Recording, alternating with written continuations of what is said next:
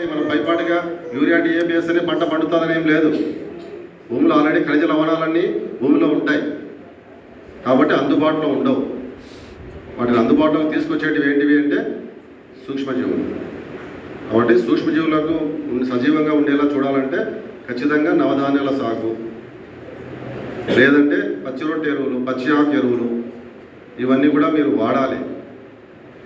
ఏదంటే ఇది పాతకాల పద్ధతి అనొచ్చు మీరు, కానీ భవిష్యత్తు రాబోయే తరాలకు ఇదే వ్యవసాయం చేయాల్సింది.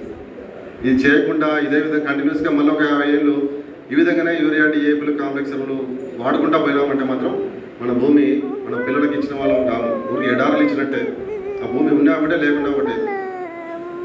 ఇప్పుడు ఆయన చెప్తున్నాడు 40 ఏళ్ళ కిందట పొలం ఎలా ఉండేది అంటే అప్పుడు బాగుండేదా, ఇప్పుడు బాగుండేది అంటే అప్పుడే బాగుండేది అండి. అంటే ఇప్పుడు చూస్తే పొలం ఎంత మట్టి పెట్టలు చూస్తే ఎలా ఉంటాయి, గట్టిగా ఉంటాయి, కొడితే తలకు రంధ్రం పడుతుంది, అంతేనా? అంత గట్టిగా ఉంది. గట్టిగా ఎందుకు అయిపోయింది అంటే ఒక జడ పదార్థం మాదిరి ఎండిపోయింది. భూమికి ప్రాణం ఉంది అంటే మెత్తగా ఉండాలి భూమి. కాళ్ళతో నడిస్తే రియాక్షన్ రావాలి, దాంట్లో ప్రాణం ఉంటే ఏదైనా కానీ ప్రాణం ఉన్న జీవి మీద కాలు పెడితే ఏ విధంగా ఫీలింగ్ కలుగుతుంది మనకు? యాక్షన్ వస్తుందా లేదా? ఇప్పుడు మనమేమన్నా మన చేతి మీద ఏదైనా మనం కాలు పెట్టారనుకో ఏమవుతుంది? వదలాలి. కాలు పెట్టేదానికి ఏమైనా ఫీలింగ్ కలుగుతుందా లేదా? ఆ విధంగా భూమి మీద కూడా కాలు పెడితే కలగాలి. అలా లేదు, ఒక గట్టి బండరాయి మీద నడిచినట్టుగా ఉంది పొలంలో నడుస్తుంటే. కారణం ఏంటంటే మనం విచక్షణారహితంగా రసాయనిక ఎరువులు వాడడం వల్ల భౌతిక రసాయనిక మార్పులకు లోనై ఒక జడ పదార్థం మీద ఉండిపోయి పడిన వర్షం భూమిలో ఇంకట్లేదు, ఇంకుతున్నాయా? కొట్టుకొని పోతున్నాయి నీళ్లు పొలంలో. మన పొలంలో నుంచి పక్క పొలానికి వెళ్ళిపోతున్నాయి నీళ్లు. ఇలాంటి పరిస్థితి ఏర్పడుతుంది. కాబట్టి మనం ఏం చేయాలి? ఖచ్చితంగా కూడా సేంద్రియ ఎరువులను వాడాలి. ఆ సేంద్రియ ఎరువులు ఏ విధంగా వాడాలి అంటే అవి నవధాన్యాలని మేము చెప్తున్నాము, రైతులుగా పచ్చి రొట్టె ఎరువులు అని మీరు చెప్తున్నారు. పచ్చి రొట్టె ఎరువులు కానీ, పచ్చి ఆకు ఎరువులు, తర్వాత పశువుల ఎరువు కానీ. పశువుల ఎరువు బదులు మేము ఏం చెప్తున్నాము? ఘనజీవామృతం వాడమని చెప్తున్నాం.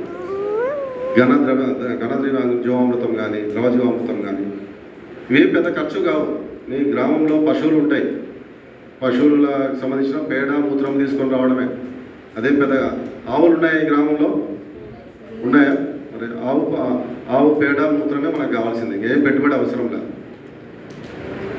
కాబట్టి ఇవి మన పొలంలో కనీసం మీరు మొదటి స్టెప్గా కనీసం ఒక అర ఎకరా నుంచి 1 ఎకరా మీరు చేసుకోగలిగితే డిఫరెన్స్ చూసుకోండి. మీరు 1 ఎకరా ఇది 1 ఎకరా చూసుకుంటే అది ఒకటేసారి మారదు భూమి. 50 సంవత్సరాల నుంచి మీరు రసాయనిక ఎరువులు వాడుతూ సడన్గా మీరు వాడకుండా మీరు ఈ వ్యవసాయం చేసినట్లయితే ఖచ్చితంగా దిగుబడిలో డిఫరెన్స్ రావచ్చు. మీరు అడగచ్చు, దిగుబడి తగ్గుతుంది కదా సార్ మాకు? అది ఖచ్చితంగా డిఫరెన్స్ వస్తుంది. ఎందుకంటే కంప్లీట్గా నాశనమైన భూమిలో నుంచి మనం ఏకుండా ఒకటేసారి చూపించమంటే దిగుబడి చూపించలేదు. కంటిన్యూస్గా 3 ఏళ్ళ నుంచి 4 సంవత్సరాలు పడుతుంది. 3 నుంచి 4 సంవత్సరాలు పడుతుంది భూమి బాగుపరచుకోవాలంటే మనం. కాబట్టి ఇవన్నీ దృష్టిలో పెట్టుకొని మీరు రసాయనిక ఎరువులు కనీసం మొదటగా 10 బస్తాలు వేసింది కాడ 5 బస్తాలు వేయాలి. మిగతా 5 బస్తాల ప్లేస్లో ఏం వేస్తారు? సేంద్రియ ఎరువు లేదు అంటే నవధాన్యాలు సాగు చేయడము, పచ్చి రొట్టె పచ్చి ఆకు ఎరువులు వేసుకోవడము, లేదంటే మన పశువుల ఎరువు కానీ, జీవామృతం కానీ, ఘనజీవామృతం కానీ మీరు వాడుకోవాలి. 50% రండి ఫస్ట్, తర్వాత నిదానంగా దాన్ని జీరోకి తీసుకొని రావాలి రసాయనిక ఎరువులు.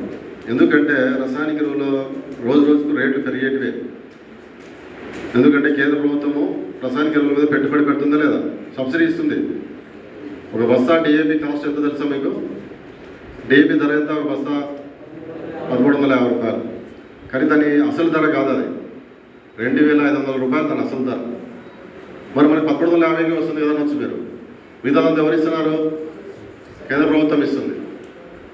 అంటే రసాయనిక ఎరువుల మీద సబ్సిడీ కేంద్ర ప్రభుత్వం భరిస్తుంది. ఈ సబ్సిడీ భారం ఎక్కువైంది కేంద్ర ప్రభుత్వం మీద. రసాయనిక ఎరువుల మీద సబ్సిడీ కేంద్ర ప్రభుత్వం మీద భారం ఎక్కువైపోయి భవిష్యత్తులో ఎత్తేయచ్చు, కంప్లీట్గా ఎత్తివేయచ్చు కూడా. కాబట్టి ఇలాంటి పరిస్థితి ఏర్పడినప్పుడు మీరు భరించలేని పరిస్థితి. అందుకనే మాకు ఆదేశాలు ఏంటంటే కేంద్ర ప్రభుత్వం నుంచి కానీ రాష్ట్ర ప్రభుత్వం నుంచి కానీ రసాయనిక ఎరువుల వినియోగాన్ని తగ్గియాలి. తగ్గించడం వల్ల అంటే కేంద్ర ప్రభుత్వం భారమయ్యే కాదు, భారమే, కానీ భూమి పాడైపోతుంది, భవిష్యత్తు వాళ్ళకి ఏమి ఉండదు. అదేవిధంగా పర్యావరణం అంతా కూడా నాశనం అవుతుందనే ఉద్దేశంతో ప్రభుత్వము ప్రకృతి వ్యవసాయాన్ని, తర్వాత మీరు గమనించే ఉంటారు ఈ మధ్యకాలంలో నానో యూరియా, నానో డిఏపి డబ్బాలు వచ్చినాయి రసాయనిక ఎరువుల బదులు. ఎందుకు ఇస్తున్నారు మరి? అది ఒక బస్తా ఈక్వల్ టు ఒక డబ్బా అంటున్నారు, దాన్ని పిచికారీ చేసుకోండి చాలా అంటున్నారు. అంతేనా? ఇఫ్కో వాళ్ళవి, క్రిప్కో వాళ్ళవి అందరివి వచ్చాయి, రీసెంట్గా స్టార్ట్ చేశారు.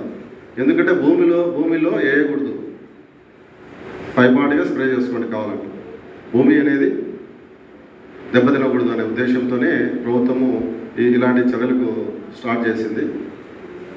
దీంట్లో మొదటగా ఏంటంటే మనము విత్తనం దగ్గర నుంచి ముందు మనం పంట బాగుండాలంటే ఏం చేయాలా? విత్తనం